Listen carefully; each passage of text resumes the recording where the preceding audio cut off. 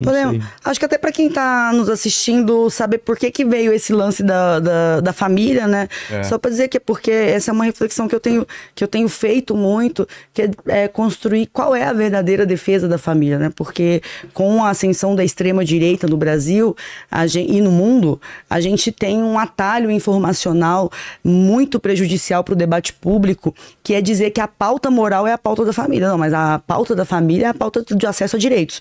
E aí quando eles dizem que falar de, sei lá, banheiro unissex é a pauta da família, falar de aborto é a pauta da família, eu tenho chamado a atenção de que pauta da família é a redução das desigualdades, é acesso à escola, é acesso ao saneamento básico e assim por diante. Eu acho que por isso a gente botou esse lance aí de pauta da família, que a gente pode entrar também, até porque jornada de trabalho também é pauta da família, né? É a presença de pai e mãe em casa, a garantia da convivência familiar, tudo isso é a defesa da família, que precisa, obviamente, ser parametrizada dentro do possível para que as transições de modelo sejam feitas sem que a gente tenha uma quebradeira econômica, né? Sim. Bom, no meu caso é o seguinte, você chegou a ver meu debate com o Fredinho aqui? Eu vi um pouquinho. O que acontece é o seguinte, o que eu vejo, eu não acho que vai ser o seu caso, sinceramente. O que eu vejo muito da defesa da PEC da Erika Hilton são... Eu vou começar até da mesma forma que eu comecei com ele. São discursos com apelo à emoção e que tem razão de ser. Porque realmente uma escala 6x1 ela é uma escala, no mínimo, difícil para uma família. No mínimo difícil. Com muito argumento de autoridade. Olha, eu posso falar porque eu já trabalhei 6x1 tantos anos. Olha, eu posso falar porque tenho tantas pessoas na família. E poucos argumentos lógicos. Poucos argumentos assim, tudo bem, então vamos construir uma solução, vamos ver se esse é o caminho. Então, eu começo até te fazendo uma provocação, né? Que é uma coisa simples, né? Se você realmente leu a PEC. Leu a PEC. Sim, eu li a PEC. Quantas páginas tem essa PEC? A PEC tem uma página, a justificativa tem 4, exatamente. né? Olha só a diferença. É importante. Só que legal. É importante porque Muito o bom, anexo ele vai junto e ele traz alguns argumentos que só a leitura dos 2 artigos ali muito bom. Não te dão essa noção do que das motivações, né, para a apresentação da PEC. Sim, assim por diante. E aí eu pergunto se você também não concorda que, por exemplo, a PEC, só o primeiro artigo dela, ela já começa com uma contradição, porque ela tem um erro matemático naquela PEC. Bom, eu concordo totalmente com você. Eu acho que o grande problema que a gente tem, um dos grandes problemas, longe de ser o maior, mas que a gente tem no Brasil, especialmente na arena da política pública, é a interdição do debate quando ele nasce. Por que eu defendi ferrenhamente que a PEC tivesse assinaturas? Para ela tramitar. Porque se a PEC, inclusive, a desinformação dentro de setores da esquerda é um negócio absurdo. Eu tava vendo um monte de gente mandando mensagem, como assim a Benedita da Silva votou contra a PEC? Gente, a PEC não tava nem em votação. Como assim a Tabata Amaral votou contra a PEC? Não tava em votação. O que tava em questão era a assinatura. E aí, assim, embora eu seja só uma vereadora de Goiânia, eu, obviamente, conheço um pouco de como funciona Brasília. Os deputados não ficam reunidos, os 513 ali, esperando um deles passar para pegar a assinatura. Para você achar, conseguir mobilizar para ter as 172 assinaturas, não é da noite para o dia. Então, vários deputados, inclusive, foram cobrados injustamente, como se eles tivessem votado num negócio que era só para tramitar. E tinha que tramitar, porque aí a PEC vai mudando o texto. E acho que isso para você é o básico, né? Do seu exercício, não só enquanto parlamentar, mas agente do debate público, que vamos trazer o debate. Isso foi uma grande conquista, porque eu via o debate público interditado numa pauta econômica muitas vezes inacessível, não que seja desimportante, pelo contrário, é prioritária. Mas a gente não vai falar de Selic, a gente não vai falar de superávit de maneira que toque as pessoas para elas participarem do debate público. Ou é o que o pessoal chama de pauta woke, ou alguma coisa nesse sentido, que também às vezes é rasteira, sabe? Tanto pela direita quanto pela esquerda. Que debate importante falar de jornada de trabalho. Há quanto tempo a gente não debatia de maneira ampla um negócio tão importante para o Brasil, sabe? Então, vamos deixar tramitar. E aí o texto, obviamente, tem que ser alterado, até porque é impossível a gente reduzir para 4x3, que é o que a PEC propõe, de uma vez. A PEC não traz, por exemplo, como seria a transição desse modelo. A PEC não traz a especificação de categorias, até porque, de fato, depois você tem lei complementar para regular e tal. Mas interditar o debate, com certeza, não é o caminho, né? Sim. Nossa, eu gostei quando eu vi os seus conteúdos, até falei isso pra você, porque você é uma pessoa que... É difícil até de colocar você numa caixinha, num rótulo, né? Você é uma pessoa evangélica, que está no PSDB, mas se considera de esquerda. Então, eu acho isso legal porque enriquece o debate. E justamente eu acho que você citou uma coisa, eu vou até começar concordando com você, que... Tá ruim aqui? Não, desculpa. Que... Às vezes tem um empobrecimento do debate com questões rasteiras de banheiro trans e não sei o que lá e papapá, e às vezes a gente não fala de redução de jornada de trabalho, que é um debate que a gente não tem, acho que desde 88, é isso? Sei lá, desde a Constituição a gente nunca debateu seriamente, né? Como é que a gente vai fazer para reduzir a escala de trabalho? E eu espero também que você reconheça do meu lado, Sim. né? Que não existe aqui uma pessoa que quer defender uma espécie de escala, né? Como quem diz, quem não trabalha na 6x1 é vagabundo, ou alguém que não tem algum tipo de empatia com as pessoas que trabalham num regime diferente do seu próprio. Mas eu entendo que pra gente chegar na redução de trabalho, eu acho que existem alguns problemas que a gente deve resolver antes, né? Um dos problemas, por exemplo, que está na justificativa da PEC, é que ela não especifica a transição e ela deixa em aberto a possibilidade de acordos coletivos. Eu acho hoje que no ambiente que nós temos no Brasil, um ambiente com uma Constituição absurda, tá? Uma Constituição que garante um monte de direitos que você... você não consegue nem interpretar aquilo, né? A gente tem piso salarial como base constitucional. É uma coisa estranha pra caramba. Pra você passar um piso salarial pra categoria da enfermagem, você tem que fazer uma PEC. É uma anomalia jurídica. E além disso, além das questões constitucionais e legais, nós temos um problema do espírito sindicalista que nós temos no Brasil.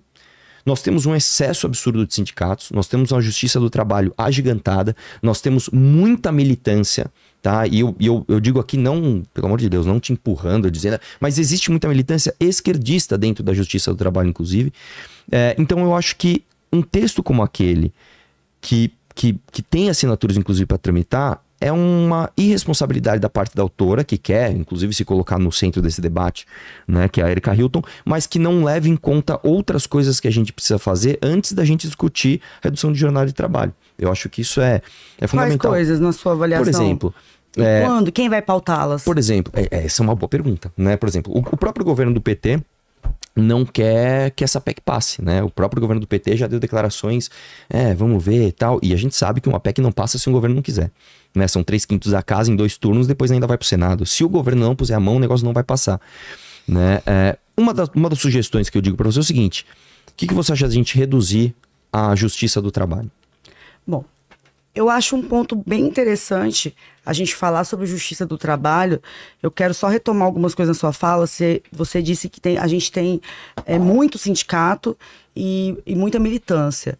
Eu concordo contigo sobre o fato, mas eu acho importante a gente ter um olhar aprofundado sobre o que do fato, as causas, né? Primeiro, a gente foi o último país do planeta a abolir a escravidão. E isso deixou sequelas gravíssimas que até hoje se verificam nas nossas relações de trabalho. Isso é indiscutível.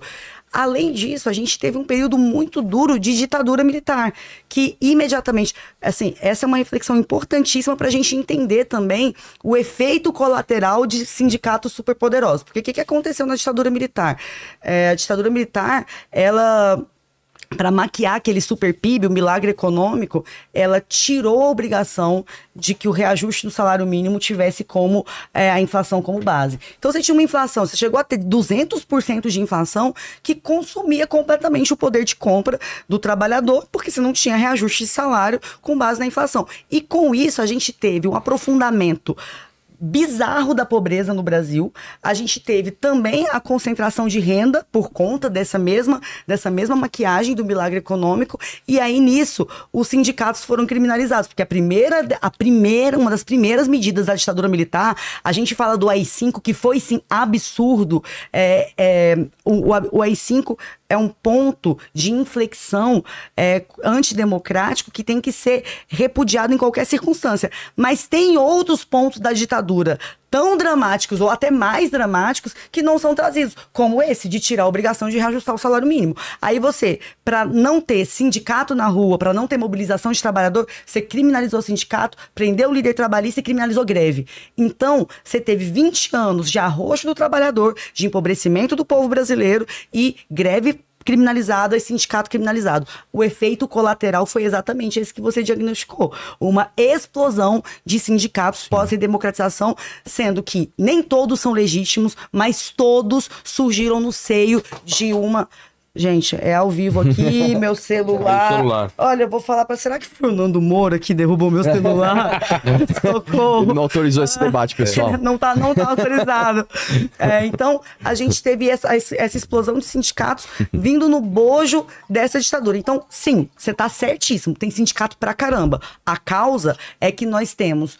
Aí, só para finalizar, uma classe econômica, eu vou usar um termo muito da esquerda para facilitar o entendimento, mas uma classe econômica dominante formada por altos banqueiros, por altos setores de empreiteiras, inclusive a sociedade civil, a parte da sociedade civil que ajudou a financiar a ditadura militar, que massacrou, e aí vieram esses sindicatos com discrepâncias que sim precisam ser corrigidas. Você tem toda a razão. Sim. Não, então, a gente concorda nisso, né? O seu diagnóstico, o diagnóstico da causa, eu acho que a gente nem discorda disso, mas então concordamos que é um excesso. Por isso que eu acho que é um problema quando uma PEC dessa tramita, né, com um texto tão simples e com... eu acho tudo bem, positivo, trouxe o debate, é legal, mas eu acho que a gente corre um risco muito grande disso se tornar um caos novamente no Brasil, caso... eu não acho que esse texto vá tramitar, sinceramente, nesse governo não vai, mas...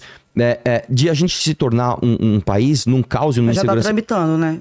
Desculpa, perdão, eu não acho que ela vai ser aprovada, né? Tá. Mas ainda tem que gerar comissão especial, passar em comissões. Eu não acho que ela vai atingir esse estágio, mas de qualquer forma, eu acho que num país onde a gente tem essa quantidade de sindicatos, e não é que a gente tem um pouquinho a mais, nós temos muitos sindicatos a mais. É uma coisa que eu sempre falo assim, o Brasil é um país tão absurdo que a gente tem sindicato de trabalhador em sindicato. Como é que pode isso? Um sindicato para proteger você de trabalhar num sindicato que era para te proteger? Gente, né, é uma loucura. E esse tipo de coisa faz com que a gente tenha problemas de ordem prática, principalmente pro pequeno, médio e micro empreendedor, que muitas vezes os políticos e os políticos eu não coloco isso com distanciamento, me coloco nessa categoria também, né? Com falta de experiência da vida real, e às vezes banhados de ideologia, não entendem como essas coisas podem funcionar negativamente pro cara que tá lá na ponta gerando emprego, né? Eu vi um debate do Jones Manuel sobre esse tema, onde inclusive ele foi muito bem, ele foi melhor do que o outro deputado. O outro deputado é um deputado bolsonarista péssimo, tentou lacrar, mitar o tempo todo, levou o livro do comunismo, seu comunista, né? O Jones traz uns dados, o cara, você é um comunista, né? E eu acho que, infelizmente, cara, quando a gente traz até os dados, a gente esquece às vezes de ver quem tá lá na ponta e como que isso funciona na prática, né? Então, por exemplo, eu tenho alguns exemplos, eu até trouxe uma história minha com o Alfredinho sobre isso. Se você quiser, a gente pode falar mais sobre isso, eu vou encurtar aqui. Tá. Mas eu acho que então a gente concorda. Tá de olho, então, só esclarecendo aqui, eu não faço questão nenhuma de tempo. Tá bom. Se a Ava falar mais também não tem problema. Ava, desculpa. Tá bom. Se a Ava fala mais, eu não tenho nenhum tipo de problema, tá? Inclusive, acho que eu posso aprender bastante coisa com ela também.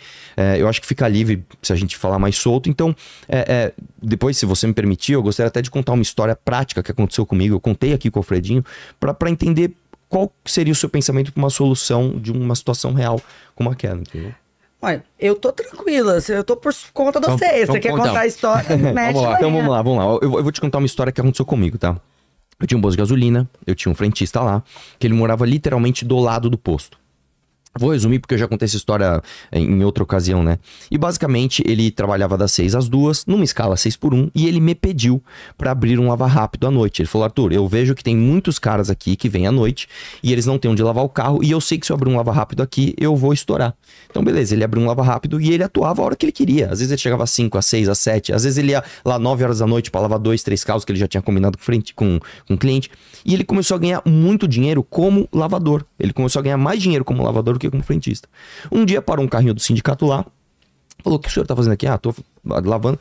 Qual que é o teu horário? E ele respondeu, das 6 às 2. Mas peraí, você tá trabalhando das 6 às 2 e você tá vindo aqui lavar carro? Não, mas a lavagem de carro é por minha conta. O sindicato proibiu ele de fazer isso. Qual sindicato? O Sindicato dos Trabalhadores de Postos de Gasolina. O sindicato proibiu sem ele ter entrado com o processo? Eu não lembro agora exatamente qual foi o caso, mas o sindicato fez uma denúncia no Ministério Público. O Ministério Público me notificou, dizendo, olha, ele não pode fazer isso, porque se ele continuar, você vai tomar uma multa. Aí eu tive que sentar pra ele e falar, cara, não tem como, cara. Entendeu? Esse é um tipo de problema de ordem prática que eu entendo que é o sindicato não entendendo como funcionam as coisas na ponta. Eu entendo a história toda que você trouxe, eu concordo com você. Houve um monte de excesso em ditadura militar, não sei se você me conhece, eu não sou de maneira nenhuma defensor de ditadura militar. Eu acho que 64 foi um golpe, dezembro de 68 com o AI-5 foi assim, o golpe do golpe, né? Eu acho tudo isso um absurdo, mas eu entendo que hoje em 2024, se a gente não fizer um debate sério sobre os excessos sindicais, a gente não vai conseguir discutir jornada de trabalho.